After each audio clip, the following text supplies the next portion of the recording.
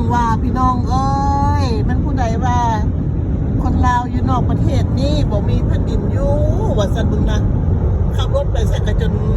บ่อึดที่ดินที่ดอนว้าวพี่น้องเอ้ยอันนี้ฟาร์มงัวก็เลยจังแม่นเขาจะบ่อึดทงเลี้ยงงัวพี่น้องนั่นนี่แหละเด้ออยู่อเมริกาอยู่อเมริกาก็มีดินที่ดอนอยู่ได้ไปใส่มาใส่ก็สะดวกสบายน้ำไหลไฟสว่างเด้ถนนหนทางนะพี่น้อง